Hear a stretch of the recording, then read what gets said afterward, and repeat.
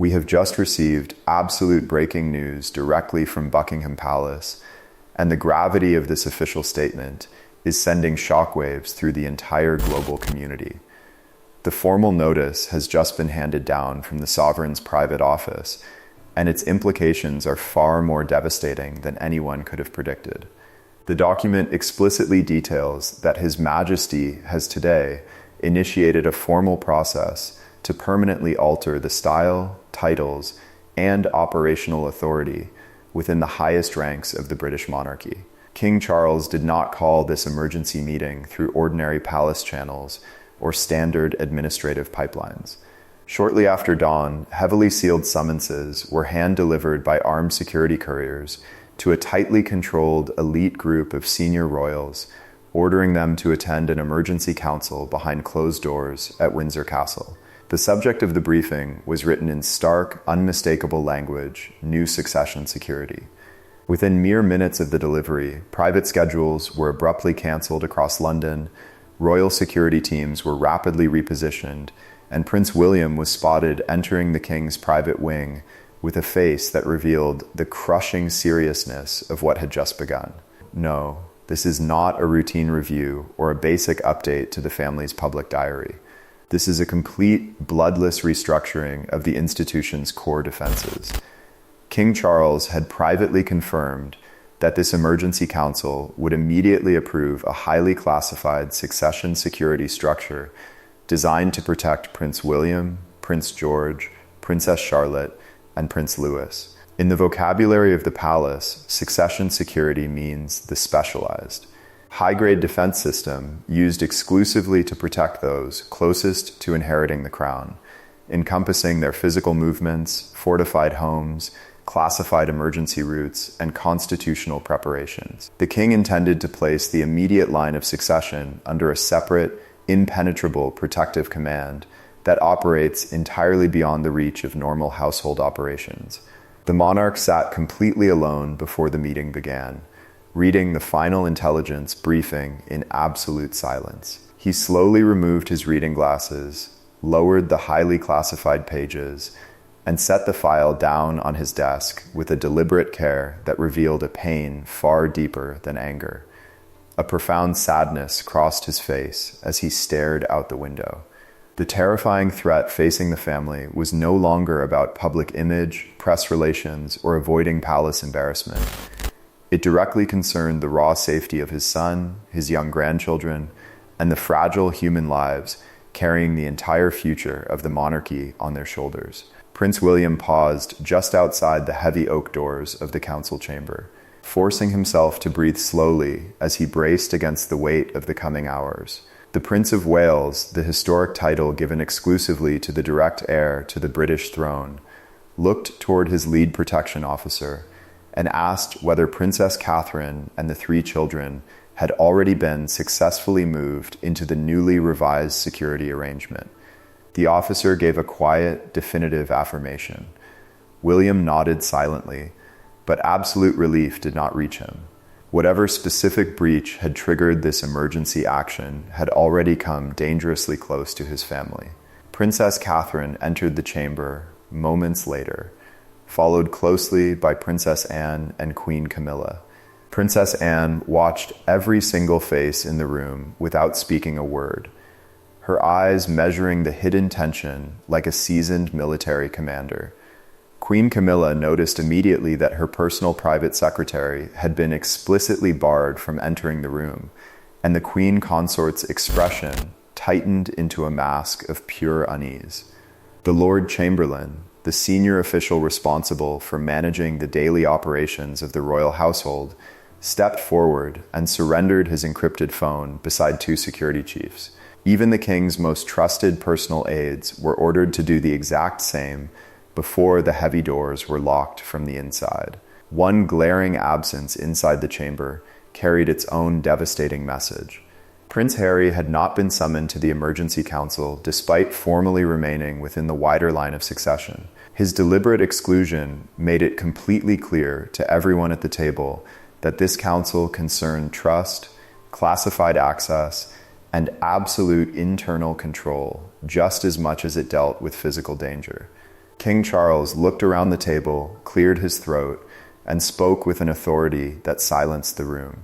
A critical security boundary had been violently crossed, the king said, and the old household system could no longer be trusted to protect the bloodline. But the danger was not simply surrounding the crown, it was already deeply dividing the very people seated closest to it. Behind the formal language of security protocols and defensive parameters stood 4 real human lives carrying the massive weight of the monarchy's survival. William understood that every single decision made inside the council chamber today would follow George, Charlotte, and Louis for the rest of their lives. Princess Catherine knew that this extreme level of protection could easily become a psychological imprisonment for her young children. Queen Camilla feared that these sudden structural changes were specifically designed to strip institutional influence away from her own household.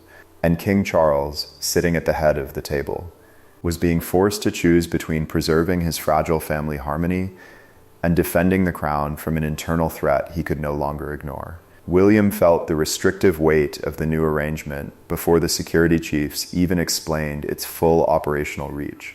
As the direct heir, the person next in line to inherit the throne, he would gain absolute, unchecked control over his household's protection detail. Yet that supreme authority came with a deeply painful price for a father. Every single journey, ordinary school movement, weekend family visit, and private escape involving his children could now be constantly watched, digitally recorded, and rigorously reviewed by an independent command. Princess Catherine turned toward him before the council formally continued its session. The Princess of Wales spoke quietly enough that no one else at the table could hear her voice, stating firmly that while she supported stronger protection, she would absolutely not allow paralyzing fear to dictate the childhoods of George, Charlotte, and Louis. William looked back at her and answered that the danger was no longer distant, abstract, or imagined. Someone had successfully reached highly sensitive information directly connected to their family, and pretending otherwise would not protect the children from what was coming. The palpable tension between the couple was not born of anger. It was pure love under catastrophic pressure. Catherine wanted safety without turning their home into a fortress of isolation. William wanted freedom for his children too, but he could no longer ignore the terrifying possibility that one ordinary, unverified family movement might now become a dangerous opening for an unpredictable threat. She touched his hand briefly, a silent gesture of solidarity. While he stared blankly at the intelligence briefing before him, completely trapped between the protective father he wished to be and the future king he was expected to become. Queen Camilla noticed another warning sign before a single official restriction was announced to the council. Her private secretary was still standing out in the corridor, completely barred from the data stream. The queen consort moved her chair slightly away from the table as she realized the new succession command would intentionally remove her household from sensitive briefings involving the direct heirs. She looked toward Charles, searching for a sign of support, but the king did not offer a single look of reassurance. Princess Anne remained entirely calm beside them. The Princess Royal had been personally asked by the king to oversee absolute compliance, meaning she would make sure every single royal household followed the new security rules without a single exception or delay. Her prominent role revealed exactly where Charles's trust now rested. The monarch believed his sister would enforce this decision with iron discipline, even if it deeply angered Camilla or challenged William's own boundaries. Then, Prince George's name entered the formal discussion, and the atmosphere in the room turned to pure ice. A senior security chief confirmed that an internal electronic breach had successfully exposed highly sensitive details linked directly to the young prince's daily movements. William's hand tightened around his pen until his knuckles turned white. Princess Catherine stopped speaking entirely, her focus freezing on the documents. The issue was no longer about palace authority or administrative control. It was about the immediate safety of their eldest son. Queen Camilla broke the heavy silence by asking whether the threat had been drastically exaggerated by the security team. King Charles turned toward his wife with a look of profound disappointment already visible in his face. To fully understand why the king reacted so sharply to her question, the council had to return to the single, terrifying event where royal confidence had completely collapsed. The emergency did not begin with an anonymous letter or a sudden disturbance outside the palace gates. It began during a highly classified private succession rehearsal at Windsor Castle, exactly 6 nights before the council was summoned. The exercise was meant to remain strictly known only to a handful of senior royals and top-tier security officers. Yet, before the rehearsal had even concluded, an unauthorized vehicle materialized beside a restricted route reserved exclusively for Prince George, arriving at the exact time the young heir was scheduled to pass through it. Charles had personally approved the exercise because the palace desperately needed to know how quickly William and George could be evacuated if a national emergency disrupted normal operations. A continuity exercise was a private test designed to keep the monarchy functioning during a catastrophic crisis, including the safe movement of the king, the heir, and the next generation. Every single route, vehicle order, secure room, and departure time had been tightly controlled under maximum secrecy. The security protocols should have made an internal failure completely impossible. Only a microscopic number of approved offices possessed the digital clearance to open the restricted palace system where the rehearsal details were stored. William had been personally assured that no ordinary staff member could see the full plan, while George had been told only that the journey was a routine security practice. The prince wanted his son completely calm. He did not want the heavy weight of succession entering the boy's mind a single second before it had to.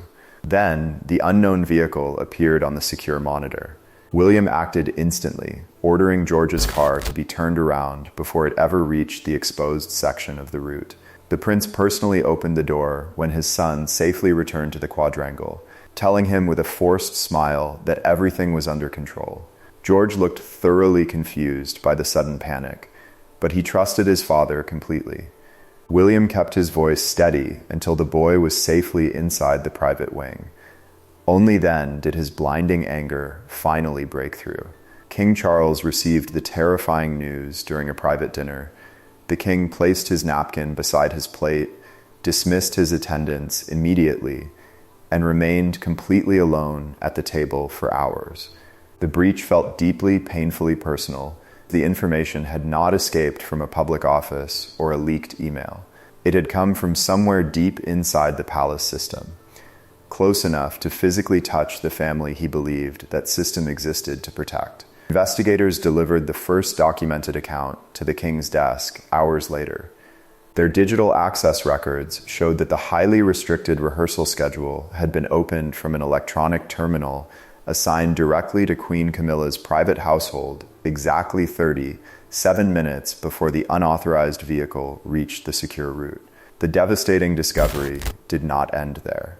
Security officers found that the exact same terminal had previously accessed a highly confidential file containing the temporary residence plans for William, Catherine, George, Charlotte, and Louis during an upcoming palace renovation. Princess Catherine's name appeared directly beside the children's precise movement schedule. William read the digital entry twice, his jaw clenched in absolute fury.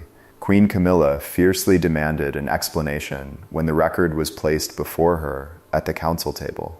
The Queen insisted with absolute vehemence that neither she nor her closest personal staff had ever authorized or initiated the system access.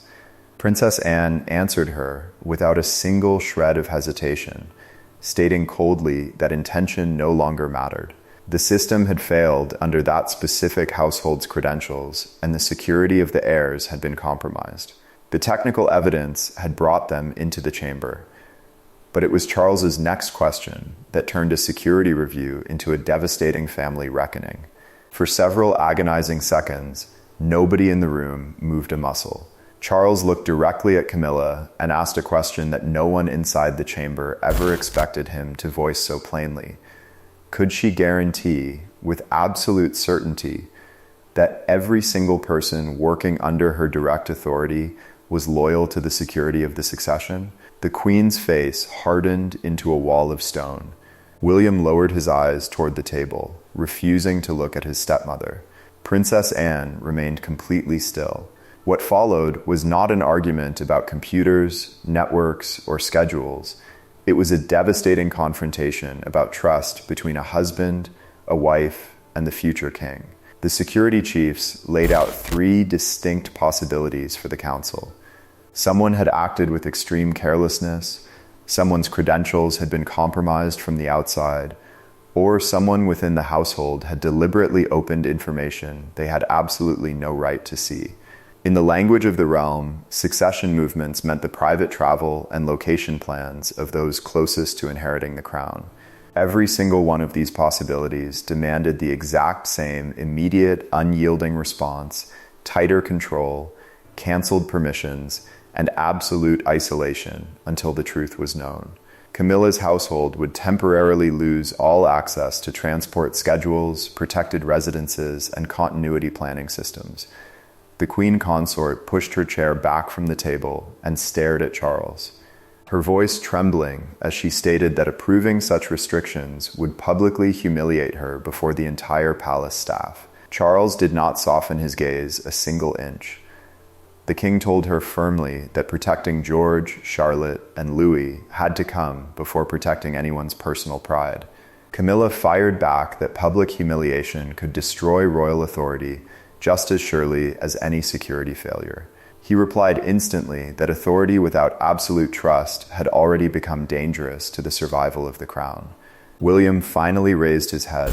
His voice dropped to a dangerously low, controlled fury as he told the Queen that information released through her office had placed his son in immediate danger. Camilla accused him of deciding her guilt before the investigation was even complete.